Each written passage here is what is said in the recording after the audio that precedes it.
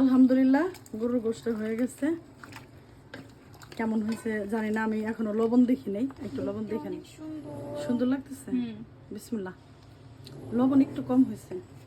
আমি আবার কোনো তরকারিতে লবণ দেখি না, আজকে দেখলাম আর কি বসে, যেহেতু মেহমান আসবো সেই জন্য আমার কাছে একটু কম কম লাগে। আমি কি করি তোমরা একটু দেখো।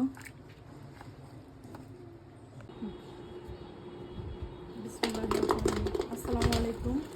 গোশত যেহেতু একটু বেশি, এর জন্য আমি একটু হাতে মাখায় রান্না করব। এখানে একটু পেঁয়াজ দিলাম। গোশত তো সবাই রান্না করতে পারে, এটা বলার কোনো কিছু নাই। এখানে গোশের মশলাগুলো দিয়ে দিলাম, শুকনো মশলাটা।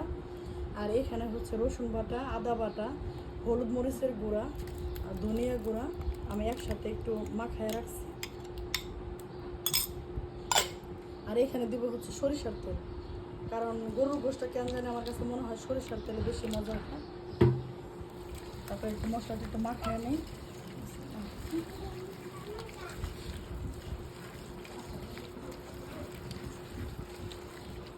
এখন আমি গোশতটা দিয়ে দিব। এটা আমি ধুয়ে ঝর্ণা দিয়ে রাখছিলাম, মাখায় আধা ঘন্টা রাখবো, তারপরে রান্না বসাবো ইনশাল্লাহ, মানে চুলায় দিব আর কি। আমি একটু একটু করে দিয়ে মাখায় নিই, যাতে যেন সবগুলো গোশি মশলাটা লাগে।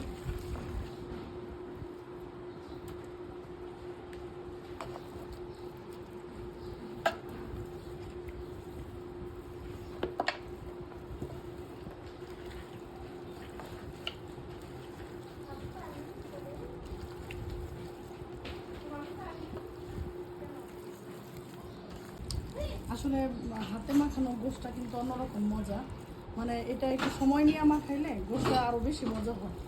আমি মোটামুটি 10 থেকে 15 মিনিট মাখাইলাম, মশলাগুলো যেন একেবারে গোশের গায়ে গায়ে মাখে।